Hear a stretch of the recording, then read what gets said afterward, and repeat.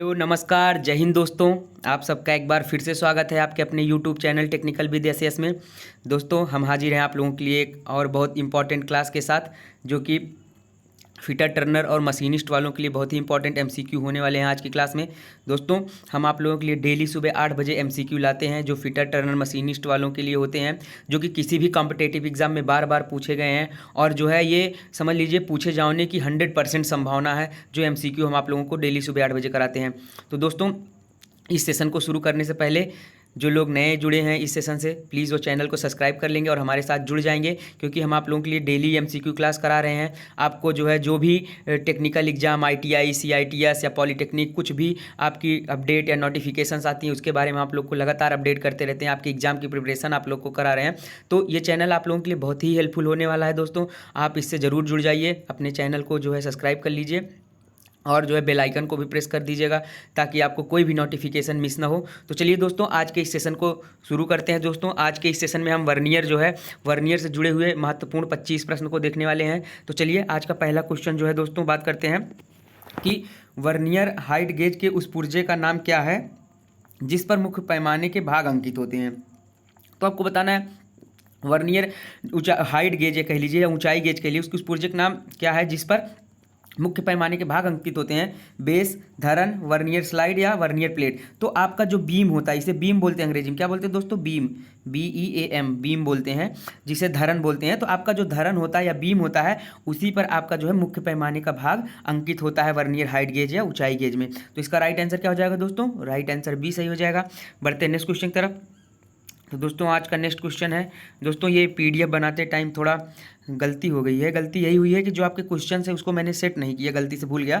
तो कोई बात नहीं है, आपके क्वेश्चन आपको दिख रहे हैं, तो आपको क्वेश्चन से मतलब है दोस्तों। पीडीएफ बनाने में दोस्तों आप लोग को भी पता है, पीडीएफ पहले आप लोगों के लिए क्वेश्चन सेलेक्ट करना, क्वेश्चन सेलेक्ट करने के बाद उनको जो है क्रॉप करना, क्रॉप करने के बाद पीडीएफ बनाना, बहुत सारी चीज़ें जो है करने के बाद जो है एक क्वेश्चन का जो है एमसीक्यू का जो है वीडियो तैयार होता है दोस्तों। तो उसमें थोड़ा एरर हो जाती है। तो दोस्तों, आशा करते हैं कि आप लोग को इससे कोई दिक्कत नहीं होगी। चलिए शुरू करते हैं अपने इस क्वेश्चन को।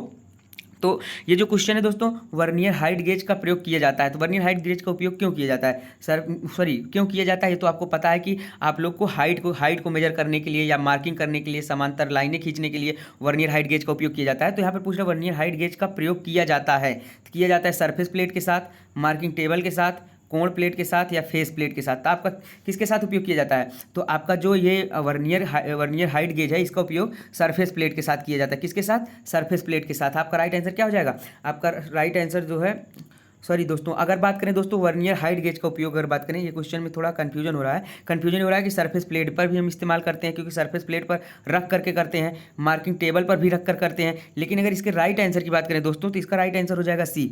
राइट आंसर क्या हो जाएगा? सी। क्योंकि जो है आपको इसमें कह रहा है वर्नियर ऊंचाई गेज का प्रयोग किया जाता है। तो किसके साथ किया जाता है? एंगल प्लेट के साथ, जिसे बोलते हैं अंग्रेजी में एंगल प्लेट। हिंदी में लिखा है इसीलिए कंफ्यूजन हो रहा है, इसको अंग्रेजी में बोलते हैं एंगल प्लेट। क्या? एंगल प्लेट के साथ जो है इसका उपयोग जो है किया जाता है। तो सरफेस प्लेट पर तो रखा जाता है, मार्किंग टेबल पर क्या है? मार्किंग टेबल पर तो मार्किंग की जाती है, इसका कोई मतलब ही नहीं है। लेकिन आपका कोण प्लेट के साथ जो है इसका उपयोग हम लोग करते हैं एंगल प्लेट के साथ। राइट आंसर क्या हो जाएगा? राइट आंसर सी हो जाएगा।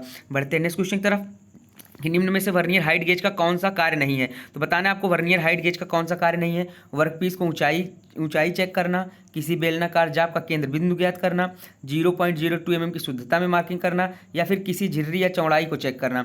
तो आपका जो वर्नियर हाइट गेज है दोस्तों, वो ऊंचाई को भी चेक करता है, बेलनाकार जाप का केंद्र बिंदु भी निकालता है, और उसकी जो एक्यूरेसी या फिर उसका लिस्ट काउंट होता है, वो जो वर्नियर कैलिपर का होता है इसी का भी लिस्ट काउंट होता है, 0.02 mm होता है। और बात करें दोस्तों, ये जो है आपका किसी झिर्री की चौड़ाई जो है ये नहीं चेक करता है। तो आपका इसका जो राइट आंसर हो जाएगा वो डी हो जाएगा, क्योंकि आपको यही पूछ रहा है कि कौन सा कार्य नहीं करता है। तो कौन सा कार्य नहीं करता? किसी झिर्री की चौड़ाई को चेक नहीं करता है। बढ़ते हैं नेक्स्ट क्वेश्चन की तरफ दोस्तों। वर्नियर हाइट गेज का साइज लिया जाता है। तो आपको पूछ रहा है इसमें वर्नियर हाइट गेज का साइज लिया जाता है कहाँ से? बेस की लंबाई से, बेस की चौड़ाई से, स्क्राइबर की ऊंचाई से, स्क्राइबर की लंबाई से, या धरन की ऊंचाई से। तो आप लोग को बताना है इसका दोस्तों। तो बताइए दोस्तों, इसका जो है आपका राइट आंसर क्या होगा? तो बात करें इसके राइट आंसर की दोस्तों, तो इसका राइट आंसर हो जाएगा डी। जो आपका वर्नियर हाइट गेज होता है उसका साइज कहाँ से लिया जाता है? धरन या बीम से लिया जाता है दोस्तों। थोड़ा दोस्तों हेल्थ इशू है, इस वजह से जो है आपको आवाज़ में थोड़ा ऊपर नीचे जो है ओवरलैपिंग दिख रही होगी। तो दोस्तों इस पर आप ध्यान न दीजिए, जो क्वेश्चन आप लोगों के लिए करा रहे हैं दोस्तों ये बहुत ही इंपॉर्टेंट है। आप लोग प्लीज़ जो है सेशन को अटेंड करिए और लास्ट तक सेशन को देखा करिए। ये क्वेश्चन बार बार आपके एग्जाम में पूछे जाते हैं। मैं ऐसे ही क्वेश्चन को कहीं से उठाकर नहीं लाता हूँ। जो क्वेश्चन मैं उठाता हूँ सिलेक्टेड क्वेश्चन होते हैं, एग्जाम में बार बार पूछे गए हैं और पूछे जाने की संभावना है, तभी मैं अपने वीडियो में ऐसे क्वेश्चन को लाता हूँ। तो इसका राइट आंसर हो जाएगा दोस्तों डी। बढ़ते हैं नेक्स्ट क्वेश्चन की तरफ। वर्नियर हाइट गेज के स्क्राइबर बने होते हैं। तो वर्नियर हाइट गेज का स्क्राइबर किसका बना होता है? उच्च गति इस्पात का, उच्च कार्बन इस्पात का, मिश्रित इस्पात का या मृदु इस्पात का। अगर इसे अंग्रेजी में बोलें तो high speed steel, high carbon steel, या फिर एलॉय स्टील, या फिर माइल्ड स्टील। तो आपका इसका राइट आंसर क्या हो जाएगा दोस्तों? तो आपका इसका राइट आंसर हो गया उच्च कार्बन इस्पात या high carbon steel. High carbon steel का बना होता है। आपका वर्नियर हाइट गेज के स्क्राइबर किसके बने होते हैं? उच्च कार्बन इस्पात के। बढ़ते हैं नेक्स्ट क्वेश्चन की तरफ दोस्तों। नेक्स्ट क्वेश्चन है आपका कि सूक्ष्ममापी यंत्रों के मेजरिंग फेस पर धूल के कण जम जाते हैं, जिसके कारण होने वाली त्रुटि को कहते हैं। तो आपको बताना है कि सूक्ष्ममापी यंत्रों के मेजरिंग फेस पर धूल के कण जम जाते हैं, तो जिसके कारण होने वाली त्रुटि को कहते हैं। तो त्रुटि को क्या कहेंगे? रैंडम त्रुटि, कॉन्टैक्ट त्रुटि, पैरेलेक्स त्रुटि, इलास्टिक डिफॉर्मेशन त्रुटि। तो दोस्तों आपको जो है यहाँ पर देखिए, अगर आपको धूल के कण जमेंगे तो क्या होंगे? आपके उसके कांटेक्ट में आ जाएंगे। तो आप ऐसा समझिए कि जब धूल के कण जमेंगे तो कांटेक्ट में आएंगे, इसलिए कौन सी त्रुटि हो जाएगी? कांटेक्ट त्रुटि। और आपका राइट आंसर क्या हो जाएगा? आपका राइट आंसर बी हो जाएगा। ठीक है दोस्तों, बढ़ते हैं नेक्स्ट क्वेश्चन की तरफ। नेक्स्ट क्वेश्चन है वर्नियर माइक्रोमीटर की लिस्ट काउंट होती है। तो आपको बताना है दोस्तों कि वर्नियर माइक्रोमीटर की लिस्ट काउंट क्या होती है। तो वर्नियर माइक्रोमीटर की लिस्ट काउंट क्या होगी? वर्नियर माइक्रोमीटर कह रहा है, माइक्रोमीटर नहीं कह रहा। 1 माइक्रॉन, 10 माइक्रॉन, 5 माइक्रॉन, 100 माइक्रॉन। तो वर्नियर माइक्रोमीटर की जो लिस्ट काउंट होती है दोस्तों 1 माइक्रॉन होती है। कितनी होती है? 1 माइक्रॉन। तो दोस्तों बढ़ते हैं नेक्स्ट क्वेश्चन की तरफ। आपका नेक्स्ट क्वेश्चन है दोस्तों कि निम्न में से डायल टेस्ट इंडिकेटर किस सिद्धांत पर कार्य करता है। तो आपको बताना है दोस्तों जो आपका डायल टेस्ट इंडिकेटर होता है किस सिद्धांत पर कार्य करता है। तो किस सिद्धांत पर कार्य करता है? 2 अनुरूप स्केलों के अंतर के सिद्धांत के आधार पर, नट व बोल्ट के आधार पर, रैक और पिनियन के आधार पर, वर्म और वर्म व्हील के आधार पर। तो आपका इस जो राइट आंसर हो जाएगा दोस्तों, ये कार्य करता है आप लोग का रैक और पिनियन के आधार पर। किस आधार पर कार्य करता है? रैक और पिनियन के आधार पर। आपका राइट आंसर क्या हो जाएगा? सी हो जाएगा। बढ़ते हैं नेक्स्ट क्वेश्चन की तरफ।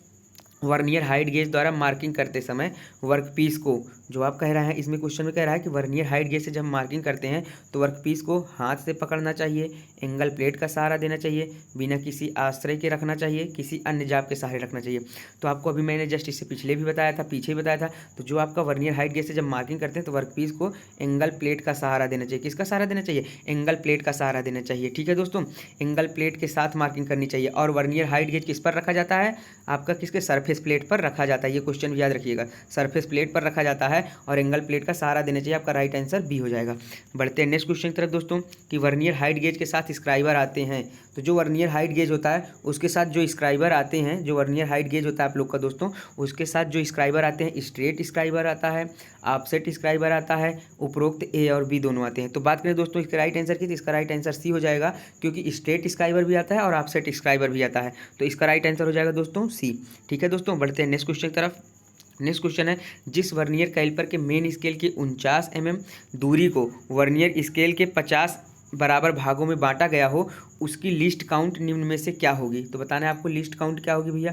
तो 49 mm जो है दूरी है, 50 बराबर भागों में बांटा गया है। तो आपको क्या करना है? तो जब 49 बटे हम क्या करेंगे, 49 बटे 50 कर देंगे तो हमारा आंसर राइट क्या आ जाएगा? 0.02 mm। यही हमारा वर्नियर कैलिपर का क्या होता है? लिस्ट काउंट भी होता है। आप लोग इसको याद कर लीजिए, मीट्रिक पद्धति में वर्नियर कैलिपर का लिस्ट काउंट क्या होता है? 0.02 mm।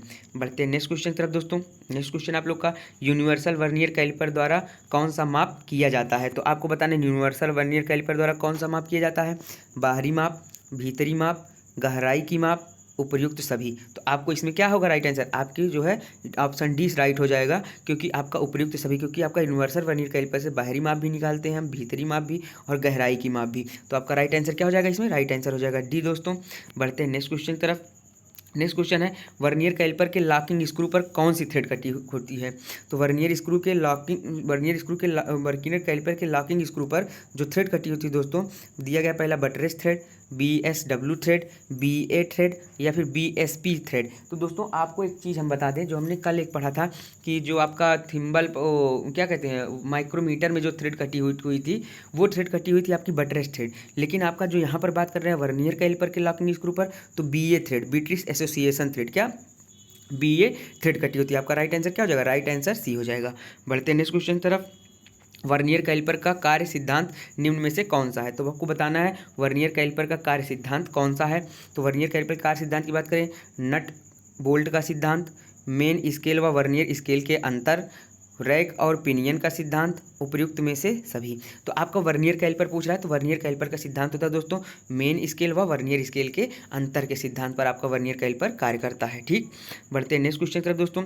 आपका नेक्स्ट क्वेश्चन है कि डेप्थ माइक्रोमीटर का उपयोग अधिक रेंज के साइज का चेक करने के लिए किया जाता है, क्योंकि आपको पूछ रहा है कि डेप्थ माइक्रोमीटर का जो उपयोग है अधिक रेंज के साइज को चेक करने के लिए किया जाता है। तो अब ऐसा क्यों करते हैं? इसमें लंबी ग्रेजुएटेड स्लीव होती है, इसमें अधिक लंबा स्पिंडल होता है, इसमें विभिन्न साइज के कई एक्सटेंशन रॉड होते हैं, या फिर इसमें एडजस्टेबल स्टॉक होता है। तो बात करें इसमें दोस्तों आपका राइट आंसर, तो इसका राइट आंसर C हो जाएगा, क्योंकि इसमें विभिन्न साइज के कई एक्सटेंशन रॉड होते हैं, जिसके कारण हम इसका उपयोग अधिक रेंज की साइज को चेक करने के लिए करते हैं। ठीक है, बढ़ते हैं नेक्स्ट क्वेश्चन की तरफ दोस्तों। नेक्स्ट क्वेश्चन आप लोग का वर्नियर कैलिपर का लिस्ट काउंट पूछ रहा है। तो हमने आपको अभी जस्ट बताया वर्नियर कैलिपर का लिस्ट काउंट कितना होता है? लिस्ट काउंट होता है 0.02 mm या फिर 20 माइक्रोन। क्या 0.02 mm या फिर 20 माइक्रोन। तो दोस्तों आपका बात करें 1 माइक्रोन बराबर कितने mm होते हैं? 1 माइक्रोन बराबर कितना होता है? अगर बात करें सॉरी 1 mm बराबर कितना होगा, कितना माइक्रोन होगा बताइए? 1 mm बराबर 1000 माइक्रोन। कितना? 1000 माइक्रोन। तो 1000 माइक्रोन जब होगा दोस्तों, तो आप क्या करेंगे, आप जो है इसमें गुणा कर देंगे 0.02 में से, तो हमारा 20 माइक्रोन वैल्यू आ जाएगी। इसको भी याद रख लेना कि 1 mm बराबर कितने माइक्रोन? तो 1 mm बराबर 1000 माइक्रोन। ये भी क्वेश्चन आप लोगों से पूछा गया है और पूछा जाता है। बढ़ते हैं नेक्स्ट क्वेश्चन की तरफ दोस्तों। वर्नियर कैलिपर के लॉकिंग स्क्रू पर कौन सी लेथ संक्रिया हुई होती है? तो आपको ये बहुत ही इंपॉर्टेंट दोस्तों, इस पर स्टार मार्क कर लीजिए, बहुत इंपॉर्टेंट क्वेश्चन है कि वर्नियर कैलिपर के लॉकिंग स्क्रू पर कौन सी लेथ संक्रिया हुई होती है? तो टर्निंग, थ्रेडिंग, नर्लिंग, उपयुक्त में से कोई नहीं। तो आप बात करें दोस्तों, आपके जो वर्नियर कैलिपर के लॉकिंग स्क्रू पर थ्रेडिंग क्रिया हुई रहती है। क्या? थ्रेडिंग। आपका राइट आंसर क्या हो जाएगा?